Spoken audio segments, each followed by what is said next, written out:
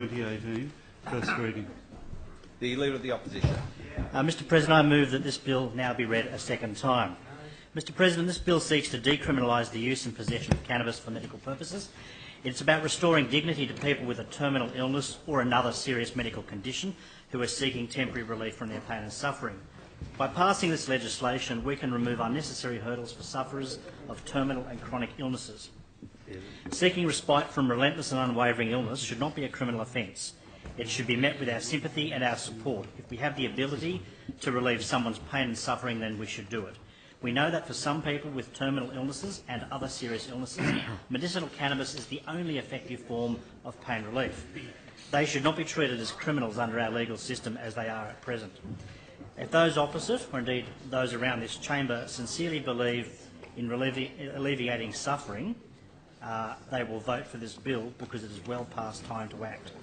2 years ago, the then Federal Health Minister Susan Ley claimed the passage of amendments to the Narcotic Drugs Act on 24 February 2016 had opened the door for Australian patients and doctors to access a safe and legal and reliable supply of medicinal cannabis products. This has proved to be a mirage, however, because there has been no safe and legal local production, and health authorities around Australia and even here in New South Wales have in effect been blocking prescribers' applications for imported products, even when they have been accepted by the Therapeutic Goods Administration. As a result, it is reported that only about 350 Australian patients have so far secured legal prescriptions, and it's estimated that only 50 of these are in New South Wales, many of them children in trials to control seizures, while an estimated 100,000 people Australia-wide have had to return to the black market. On a population basis, that would make somewhere between 30 and 40,000 people in New South Wales having to resort to black market supply. Even where approval has been given, the staggering cost of importing products has placed much-needed relief simply beyond the means of many families and individuals.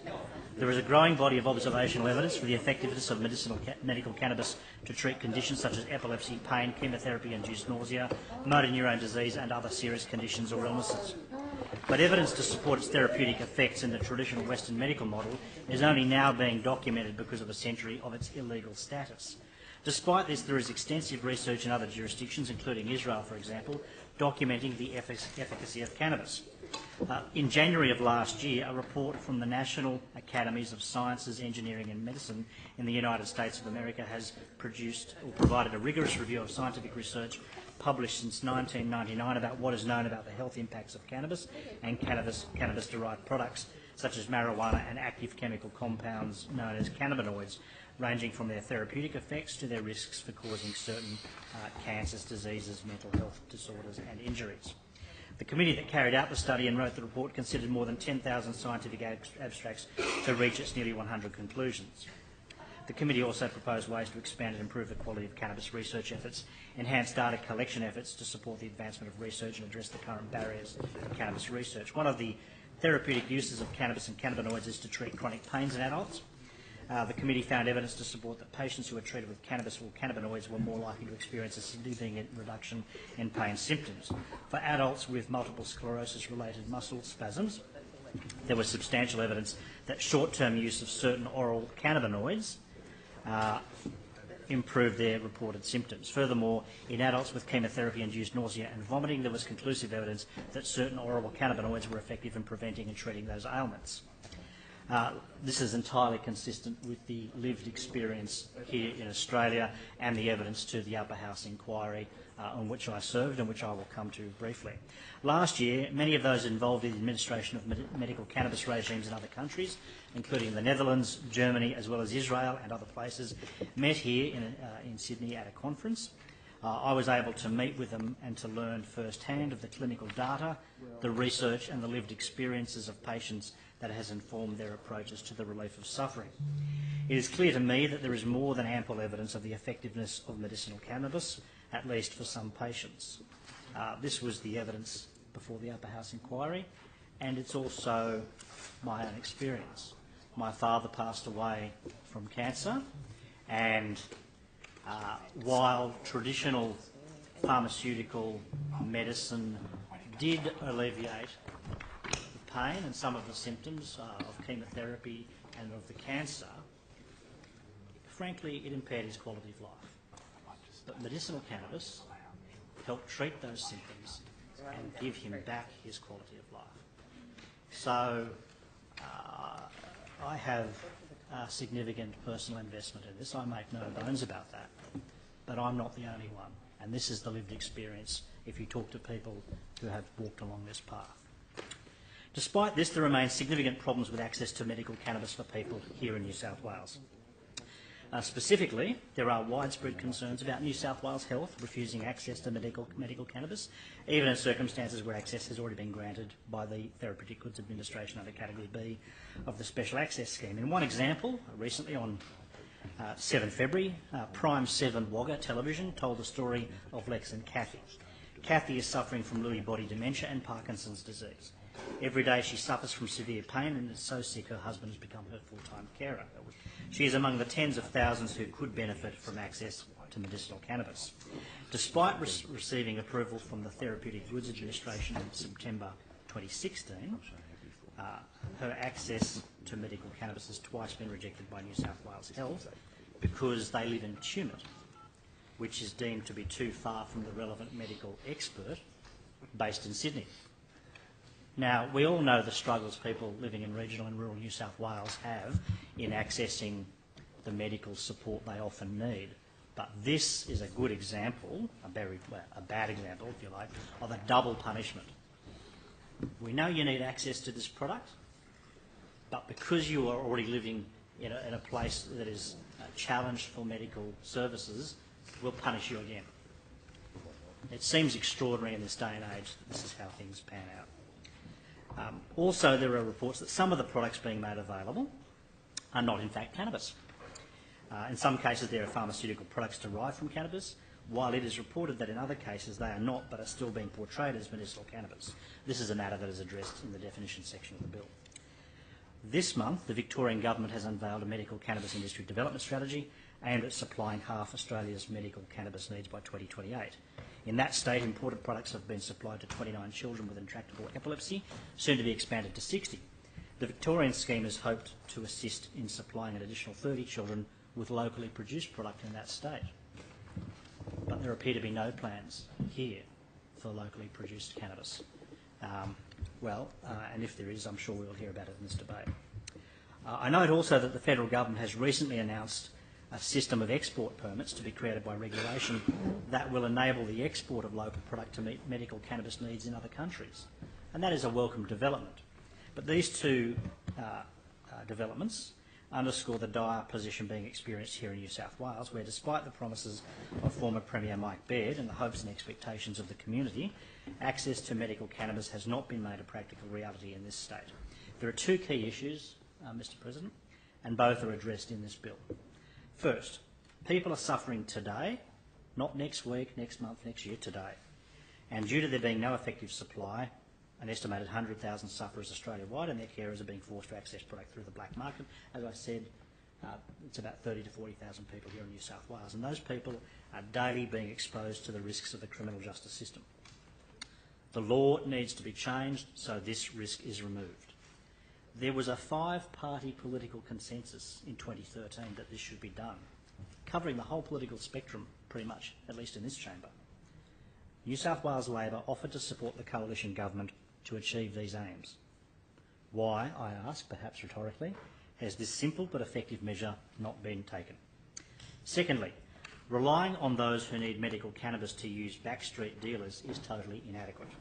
There needs to be a safe, legal and local supply of product. Victoria is showing it can be done. We know it grows very well here in New South Wales, illicitly. Why should our state miss out on the development of a useful and potentially very lucrative new primary industry? It should not. We must provide for a safe and local supply chain. Mr President, the bill adopts key recommendations of the New South Wales Legislative Council inquiry into the use of cannabis for medical purposes. The recommendations received unanimous support from 5 political parties across the political spectrum, as I have already identified. I served on that committee. 3 others who worked with me also remain in this chamber today. There was our able and effective chair, the Honourable Sarah Mitchell, MLC, the Deputy President of this chamber, the Honourable Trevor Khan, MLC, and the Honourable Robert Borsak, MLC. And I pay tribute to the work of our departed colleague, Dr. John Kay, NLC, who was a campaigner for medicinal cannabis and was an effective and invaluable member of that committee. Mr. President, I would much rather that the government of the day took up the challenge posed by this issue and take the necessary steps itself. But it has not in nearly 5 years. And despite the rejection of Labor's bill in the other place last year, I again propose these measures in the hope that this place can put party politics to one side and put patients first. I turn now to the details of the bill. One of the purposes of the bill is to protect medicinal cannabis users and their carers from liability under the criminal laws of this state. Recommendation 2 of the Legislative Council report urged that the New South Wales Government introduce an amendment to the Drug Misuse and Trafficking Act 1985 to add a complete defence to the use and possession of cannabis so as to cover the authorised medical use of cannabis by patients with terminal illness and those who have moved from HIV infection to AIDS. The features of this system would include provision of a complete defence from arrest and prosecution for the use of cannabis and possession of up to 15 grams of dry cannabis or equivalent amounts of other cannabis products and equipment for the administration of cannabis by the patient, provision of a complete defence from arrest and prosecution for the possession and supply of up to 15 grams of dry cannabis or equivalent amounts of other cannabis products and equipment for the administration of cannabis by the patient's carer, that the defence be restricted to persons listed on a register of authorised cannabis patients and carers with eligibility contingent upon certification by the patient's treating specialist medical practitioner that the patient is diagnosed with a specified condition. The defence would only occur where the use and supply of cannabis does not occur in a public place, and a review of the amendment commenced within 3 years of the date of commencement. This recommendation responded to the compelling evidence given to the committee. While the recommendation was limited to benefiting those with a terminal illness, this bill also extends to those with a serious medical condition. Since the committee's report was delivered in 2013, the evidence from those suffering chronic pain that is unable to be treated by conventional medicine or where the side effects of conventional medicine seriously compromise quality of life has convinced the New South Wales Labor opposition that we need to go further to provide more options for pain management. And in fact, it also responds to the evidence of a friend of mine, a former member of this House, the Honourable Paul O'Grady, MLC, who, although now deceased, for many years before he was terminal, gave evidence about using medicinal cannabis to treat the symptoms of his treatment and to stimulate appetite and the like, and was frankly credited with keeping him alive for much longer than he otherwise would have been. Part 1 of the bill provides the key building blocks for the scheme we seek to create. Clause 3 sets out the definitions used in the legislation, which are aligned with those in the Drug Misuse and Trafficking Act 1985. The central definition is what is meant by the term cannabis. It is defined as, quote, cannabis leaf, cannabis oil, cannabis resin, a preparation, admixture, extract or other substance containing any proportion of the cannabis leaf, oil or resin, or a substance derived from a plant of the genus cannabis that is declared by the regulations to be cannabis. And this last definition is a safety valve should it be needed to guard against the use of artificial substances or compounds not presently contemplated as being cannabis, which do not have the beneficial effects and which may constitute a danger to those who consume or use the material. Clause 4 defines terminal or other serious medical condition. This is central to the scheme since to be eligible to be registered as a medicinal user of cannabis, a person must suffer from a terminal or other serious illness. Reflecting the deliberation of the Legislative Council Committee, the bill defines a terminal illness as an illness or condition that is likely to result in death in a reasonably foreseeable period. Serious illness is defined to be a serious illness or condition that is likely to result and to continue to result in a significant reduction in the affected person's quality of life, whether that is from the symptoms of the illness or condition or from its treatment. These are, I believe, common sense definitions able to be readily understood and accepted by laypersons and experts alike. The definitions are, if you like, a narrative gateway into the system of medicinal cannabis use. If persons suffer an illness or condition as defined, then they can seek registration under Part 2 of this bill. That part sets out a detailed regime for registration that at its heart requires a person to have a medical certificate certifying that they suffer from the terminal or serious illness as claimed. Outside terminal conditions, there will need to be a judgment formed by the regulator, in this case the Secretary of the Department of Health in New South Wales, that the illness or condition does warrant the description of serious. To assist in this process and to provide a safeguard against an overly bureaucratic approach, Clause 4.2 sets out a range of conditions that are, for the purposes of this legislation, serious. They are severe intractable epilepsy, human immunodeficiency virus, motor neurone disease, multiple sclerosis, the neurological disorder known as stiff person syndrome, severe and treatment-resistant nausea and vomiting due to chemotherapy, or pain associated with cancer or neuropathic pain. These conditions have been chosen in part based upon the evidence to the Legislative Council inquiry, but also dialogue with sufferers of chronic or permanent conditions for which traditional Western and pharmaceutical medical care is not able to adequately provide relief, at least not without other negative consequences. This provision also enables further conditions to be declared to be a terminal or serious illness by regulation. This bill will achieve its aims by establishing by law a registration scheme for medical users of cannabis and their carers. This is drawn from recommendation 3 of the Legislative Council's committee report, which provided relevantly, and I quote, that the New South Wales Ministry of Health establish and administer a register of authorised cannabis patients and carers certified by the patient's treating specialist medical practitioner, and issue patients and their carers on this register with a photo identity card verifying that they qualify for exemption from arrest and prosecution, unquote. Because the registration is intended to protect persons from the application of the criminal law, it must be regulated openly and by law. Very importantly, we do not think it's satisfactory to have any scheme in this area dependent on police officers being asked to simply not enforce the existing law by the executive government. At its heart, such an approach is anti-democratic and fundamentally dangerous. Laws must be properly enforced. If the law is no good or outdated or does not meet community expectations and needs, let us have the courage and honesty to say so and to change the law. Under Part 2 of the bill, the Health Secretary is empowered to register a person as a medicinal user of cannabis or a carer of a registered medicinal user of cannabis. The body of the arrangement is found in Clause 5.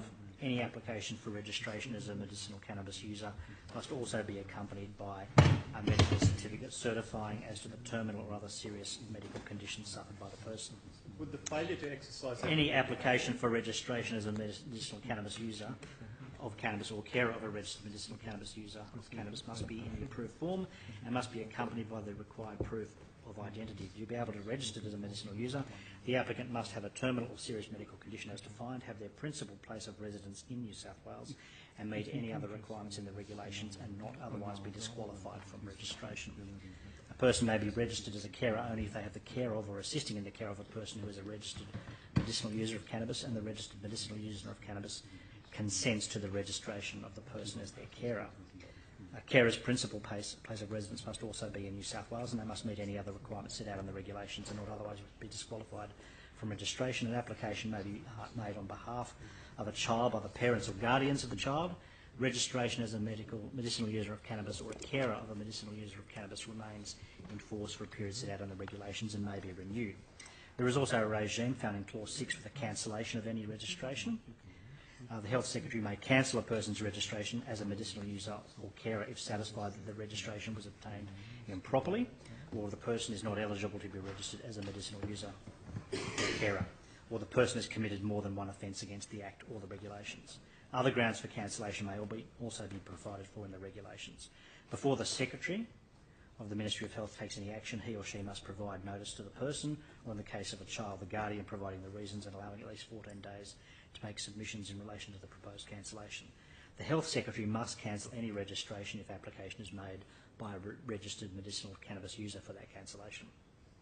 Clause 6 provides for the inspection of any registration and the return of any certificate. Importantly, the bill before this House will also permit the creation of a lawful supply chain of medicinal cannabis, something the Legislative Council Committee was not able to definitively deal with given the legal complexity involved and the time constraints under which their inquiry took place. However, it's worth noting that the committee did not ignore this crucial aspect. Recommendation 4 provided, and I quote, that the New South Wales Ministry of Health and Department of Attorney-General and Justice give further and detailed consideration to the issues surrounding lawful supply of crude cannabis products for medical purposes, unquote.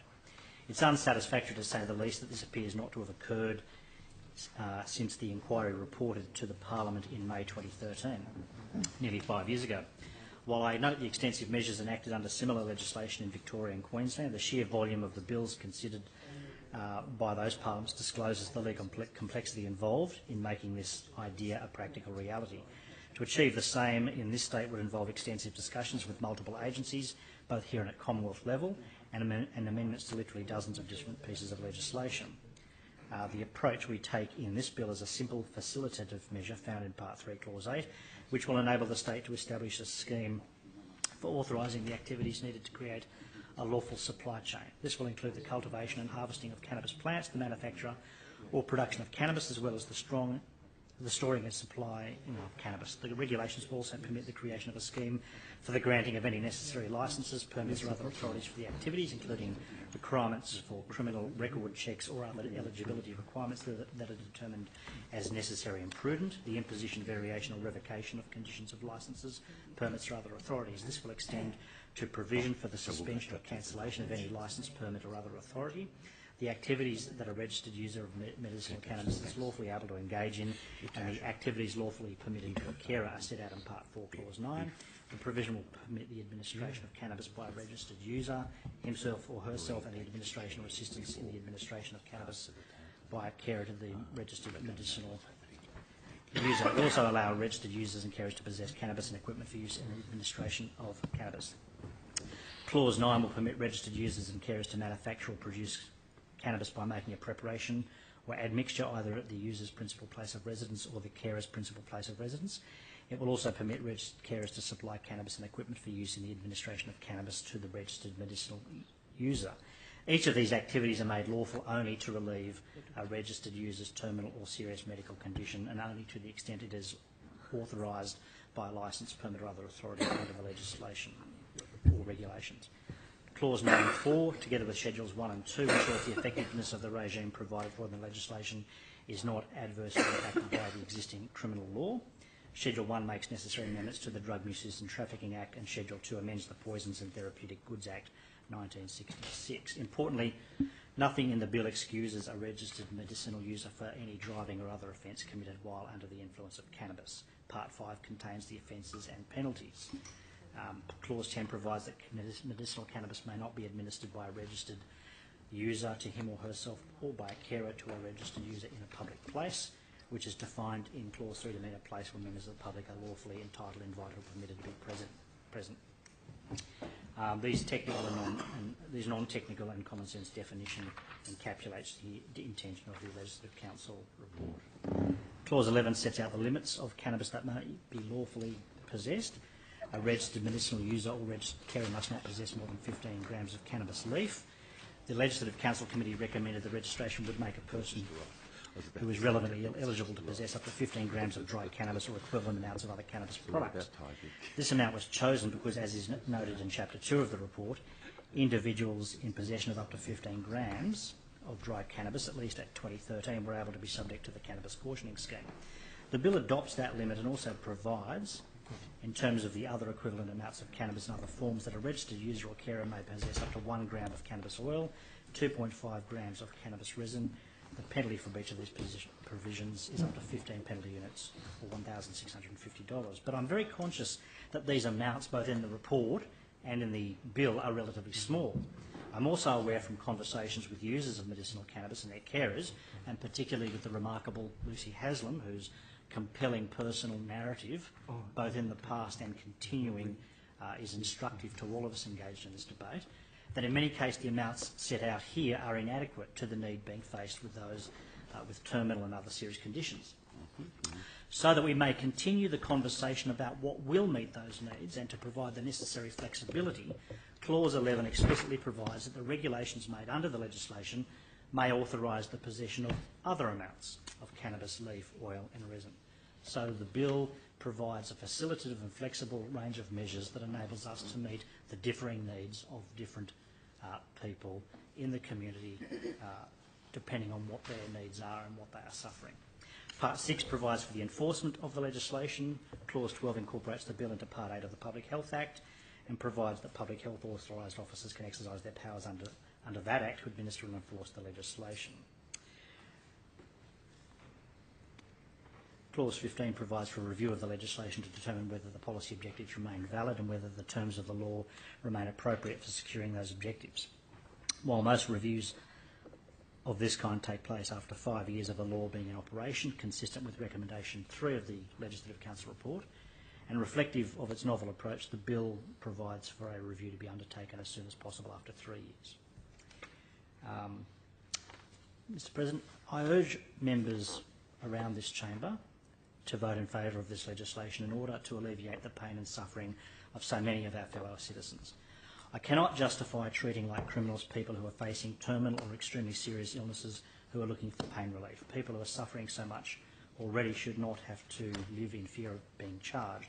We should not treat their parents or carers who are simply seeking to help their loved ones like criminals.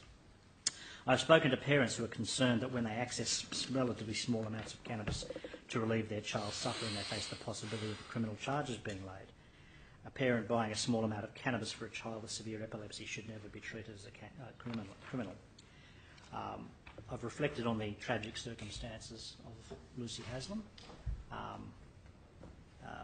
The story of her family and her son Dan is very illustrative of the needs that this bill seeks to address.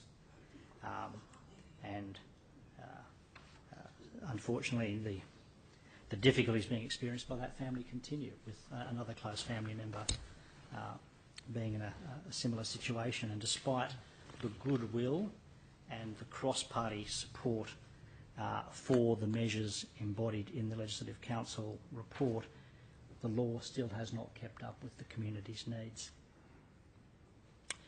I've received recently, since this bill was announced, lots of correspondence from people who need what this bill would offer. I won't mention the name, but I received a correspondence from a woman who said, and I quote, "I'm writing to you to personally beg for your help. I'm a grandmother who up until a year ago had no reason to live. This changed with cannabis oil." I won't outline her medical treatment, but she says, "I can't afford to eat or to catch a train. I've had to make the choice between food and life. I can't afford going through the federal scheme. She can't afford the time, the delay, but the expense that would be involved in importing a product from overseas." And she says, "Please help me and the hundreds of thousands like me. I deserve to live with quality of life." And I think that's the challenge for us all. I don't pretend to come to this issue value-free or neutrally. I'm influenced by my personal experiences, as many people in this chamber are. And we've tried to craft in this bill sensible, moderate measures that provide for a flexible approach to meet the needs of people in our society who are suffering. And we would like it if everyone around this chamber supported these provisions and these measures. But the challenge is, if you are not prepared to do so, do not walk away. If you're not prepared to support these measures, put up your own proposal. The governing parties and their members on the committee supported this approach. And I know the government has commissioned medical research and that there is certain activities taking place through the Office of the Chief Scientist and Engineer and the Health Department. But it's not enough, and we are getting reports that the Health Department is actually getting in the way. Whether that's correct or whether that's a misunderstanding, the truth is the law has not changed in this state. The criminal law needs to be adjusted, and we need to have a safe and lawful chain of supply of product. We can't be dependent on foreign pharmaceutical companies to provide us, particularly not in circumstances where Victoria is producing and the law is about to change to allow us to export. So if you're not prepared to support these measures, put up your own proposal. But don't delay. It's well past time we acted. Come May, it will have been 5 years since the unanimous report of the Upper House. No wonder citizens look sometimes despairingly at politics. Yes, there's always going to be room for party political disputes. Minds may legitimately differ on a whole range of issues. But where there is so much agreement, how can there be no action? The time to act is now. Please, I earnestly implore all the members of this chamber, support these measures.